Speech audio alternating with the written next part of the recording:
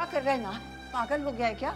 अरे जिस भाई के साथ तू ये कर रहा है, उसी भाई की वजह से आज हमें अपनी लड़ाई में सबसे बड़ी जीत मिली है।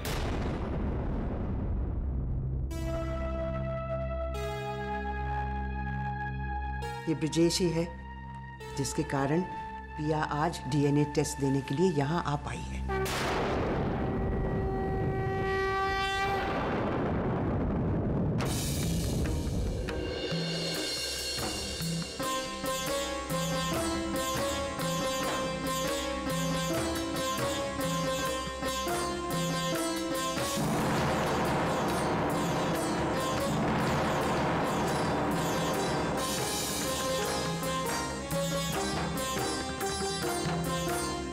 क्या है बाबू? मैंने कहा ना सलोनी, हमारी सबसे बड़ी जीत। न सिर्फ पिया यहाँ आई है, बल्कि ब्रिजेश भी अब हमारे साथ है।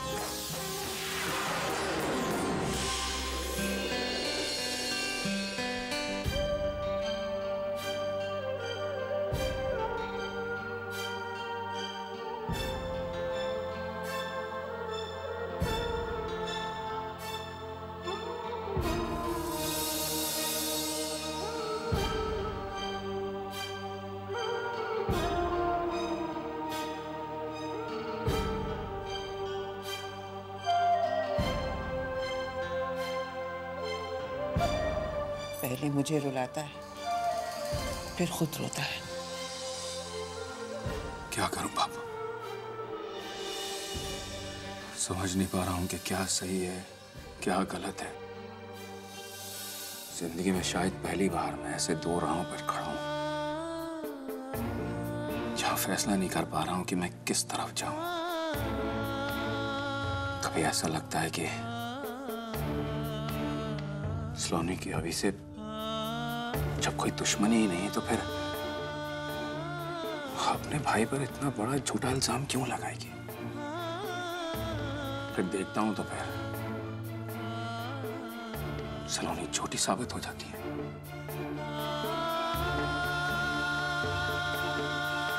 फिर मैं सोचता हूं कि अगर सलोनी की बात सच है,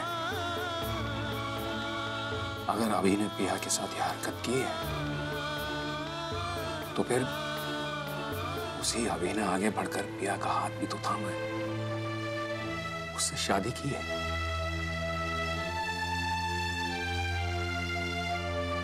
किसी भी नतीजे पर पहुंचना मेरे लिए बहुत मुश्किल हो रहा है बाबू। मेरी समझ भी मेरा साथ नहीं दे रही है। जीवन में कुछ ऐसे पल आते हैं ब्रिजेश, जब आंखों देखी बात पे भी विश्वास नहीं होता, जब इंसान का दिमाग उलझनों में घिरा रहता है। खासतौर से जब बात अपनों की हो रही हो, जो हमारे अपने हैं, हमारे जीवन का अभिन्न अंग है, तो फिर निर्णय लेना और भी कठिन हो जाता है। देख,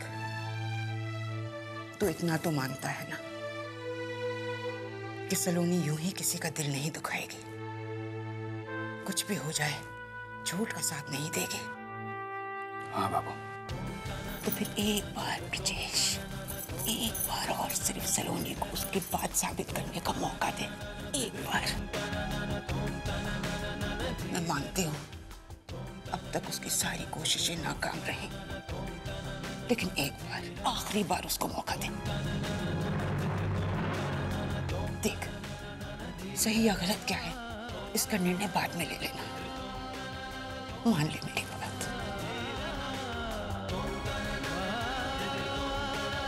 ठीक है बाबा, आप ठीक कह रही हैं। सलोनी जो कर रही है उसमें उसका स्वार्थ हो ही नहीं सकता। पिया के लिए उसके मन में जो प्यार है, जो स्नेह है, देखा है मैंने। सॉरी, मैंने आपका दिल दुखाया। अब आप जो कहेंगे वही करूंगा मैं। भाई साहब, मुझे माफ कर दीजिए। मैं अनजाने में आपका अपमान कर बैठा। कैसे समझ नहीं पाया कि आप तो नाइंसाफी कर ही नहीं सकते। सॉरी भाई साहब।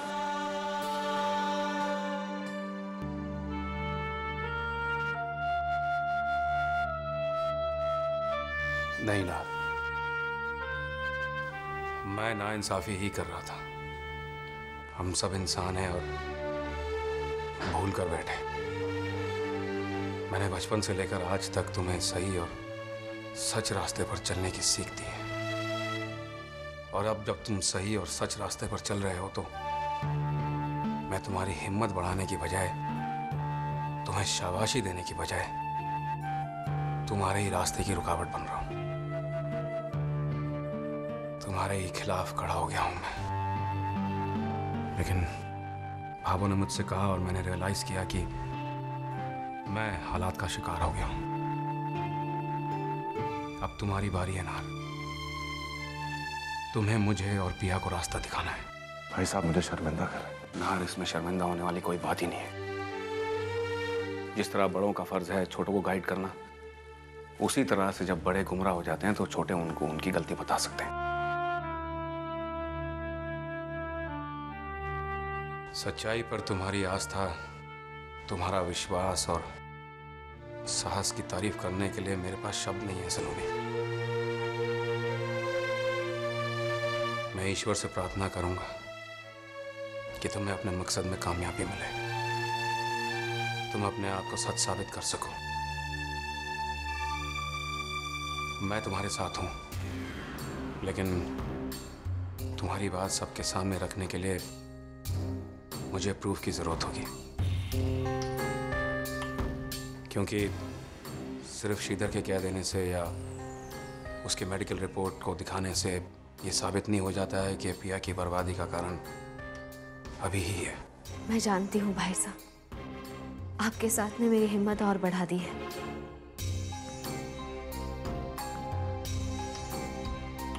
मुझे श्रीधर की बातों पर सच्चाई नजर आई थी, और अब डीएनए टेस्ट से हमारे सारे सवालों का जवाब मिल जाएगा और हकीकत से पर्दा भी उठ जाएगा।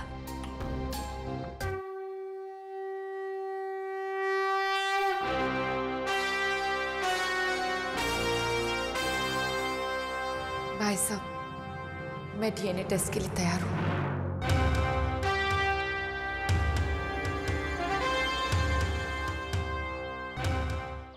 पिया पिया पिया पिया थारी थवने सुना था कि बेटियां पराया धन होती हैं, लेकिन यहाँ तो बेटा घर के अंदर घुसते ही अपनी पत्नी को ही याद करता है। अरे मैं तो बस ऐसे ही पिया को बुला रहा था।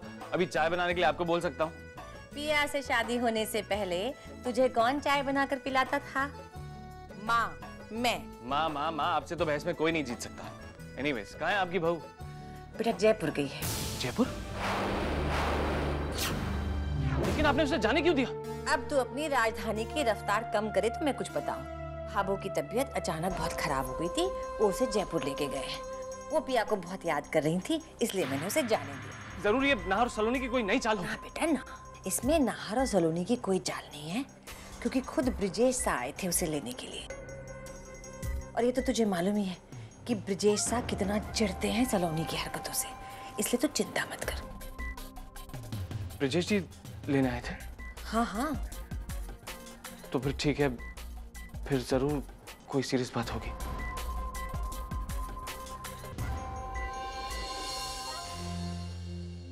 बड़ी जल्दी घबरा जाता है मेरा बेटा।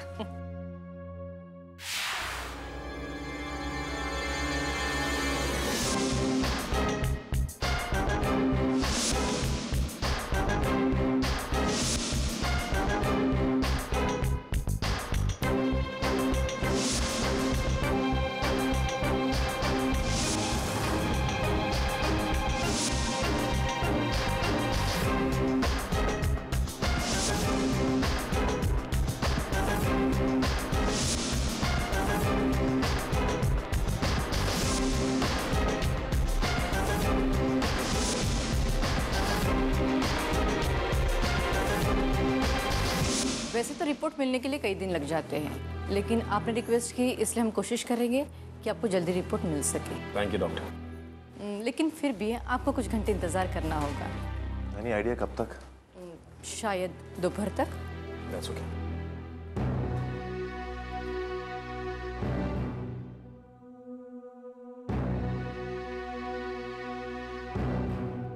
ये इंतजार के कुछ घंटे जाने कब खत्म होंगे।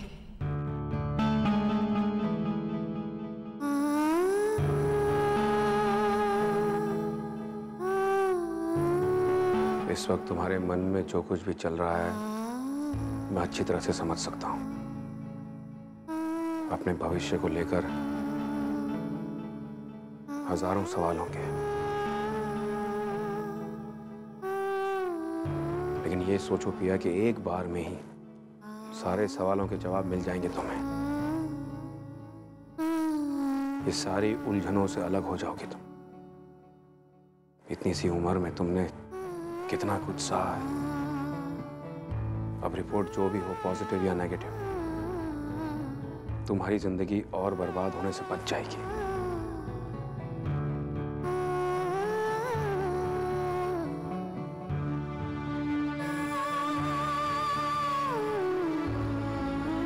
ये रो मत, रो मत। हिम्मत हार जाओगी तो आगे क्या होगा? ऐसा कितनी बार मेरे विश्वास को ठेस पहुंचेगी? क्यों हर बार मुझे नए इम्तिहान से गुजरना पड़ता है? काश मैं उससे पूछ सकता जिसने तुम्हारा नसीब लिखा है,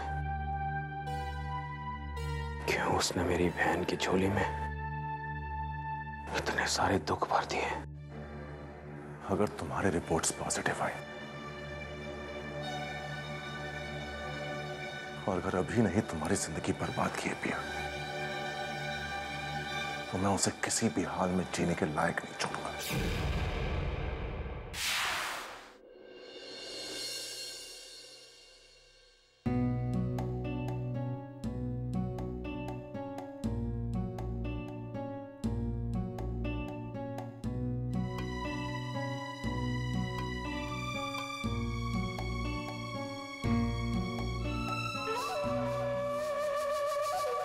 मैंने तो सुना था जो मजा इंतजार में है वो मिलन में नहीं है। बड़ी फिक्र रहती है आपको पिया की। वैसे एक बात सच्ची सच्ची बताइएगा देवर जी, आपको पिया की फिक्र है या किसी और बात का डर है आपको? मुझे किस बात का डर हो सकता? वही तो। वैसे आप जैसे बड़े दिल वाले सड़कों पर घूमते थोड़ी ना मिलते हैं, जो एक बलात्कार के शिकार अबला नारी को अपने सर का ताज बना ले। क्यों आप मुझे बार बार उस इंसिडेंट की याद दिलाती हैं जिसे मैं भुलाने की कोशिश कर रहा हूँ? ओह, माफ कीजिएगा देवर जी। मुझे लगा कि आप दोनों पति पत्नी के बीच उस काली रात का नामो निशान तक नहीं है। खैर, पिया के साथ जो हुआ उसे भुलाना इतना आसान भी तो नहीं है।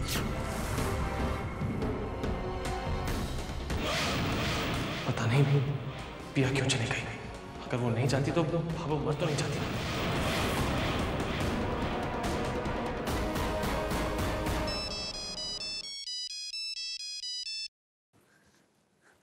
हेलो पिया, तुम कैसी हो? और सब कुछ वहां ठीक है या नहीं? ठीक है। Thank God. मुझे तो भाभो की बहुत फिक्र हो रही थी। पिया, और भाभो की फिक्र के साथ साथ मुझे तुम्हारी भी फिक्र हो रही थी। आज जब मैं घर पे आया तो तुम्हें ना पाकर पता नहीं मुझे क्या हो गया, एक अजीब सी बेचैनी हो गई। अब तो मैं उस दिन का इंतजार कर रहा हूँ जब हमारा वो नन्हा मेहमान इस दुनिया में आएगा। अभी मैं तुमसे अभी बात नहीं कर सकती। I'll call you later. Bye. ये पिया इतनी उखड़ी उखड़ी सी क्यों लग रही थी?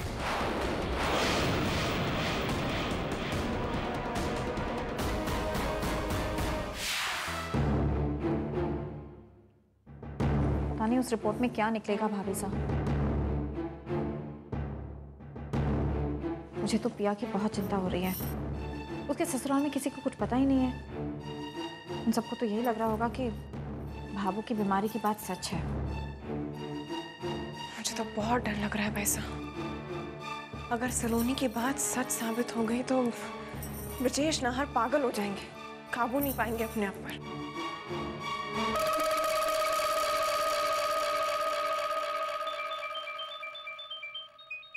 ब्रजेश का फोन। हाँ ब्रजेश, कुछ पता लगा? अब तक नहीं। मतलब? लेकिन थोड़ी देर में आप निकल आएंगे ना वहां से। नहीं नहीं, देखिए आप परेशान मत होइए, किसी को कुछ पता नहीं लगेगा, हम किसी को कुछ नहीं बताएंगे। मैं और आदित्य भाई साहब बस तैयार हो रहे हैं तीज के लिए जाने के लिए, ताकि किसी को कोई शक ना हो। पर आप जल्दी आ जाइए, कोई वहां हमसे कुछ पूछेगा तो हम क्या कहेंगे? ठीक है, ओके बाय।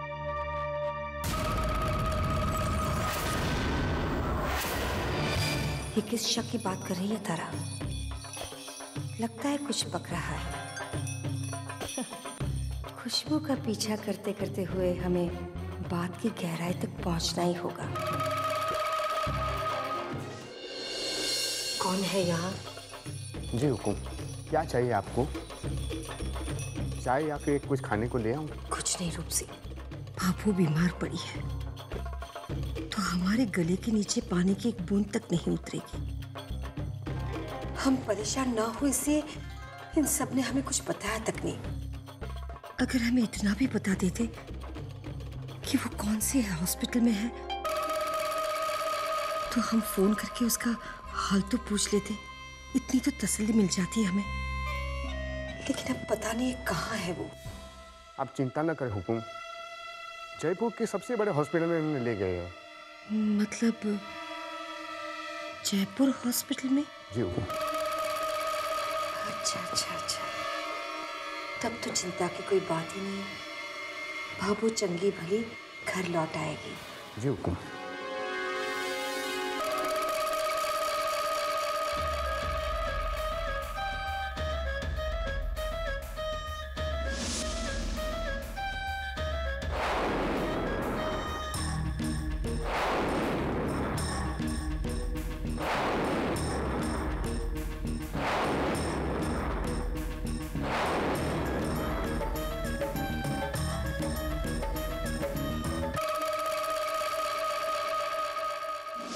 वो रिपोर्ट दे दीजिए।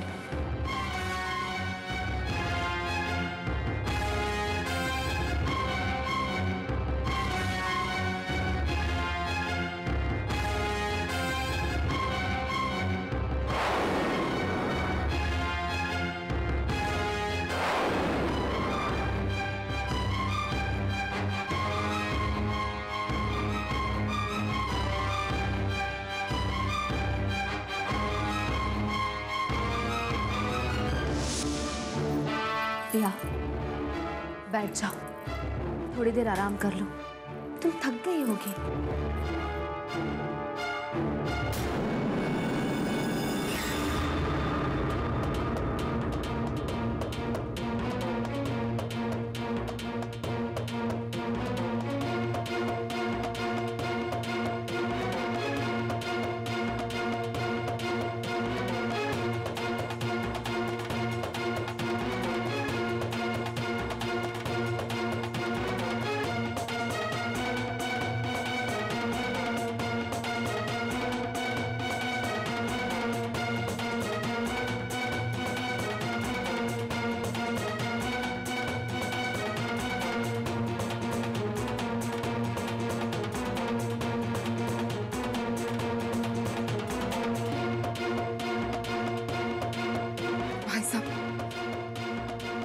नहीं पढ़ सकती। ये एक कागज मेरी जिंदगी, मेरे विश्वास को बदल सकता है। मैं नहीं पढ़ सकती, आप please.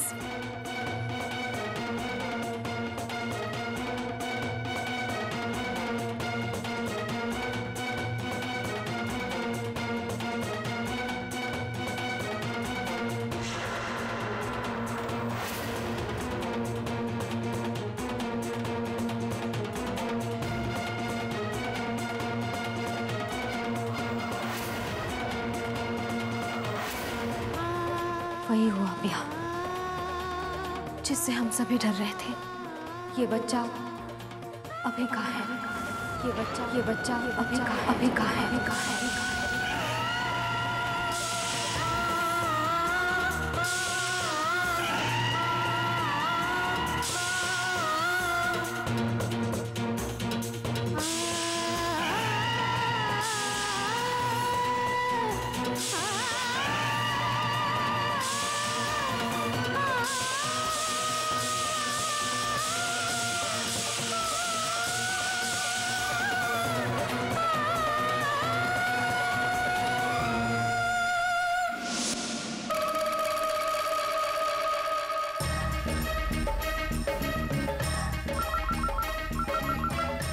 Hello, Jaipur hospital. Hello जी, जरा आप भाभो के रूम में कनेक्ट कर देंगे?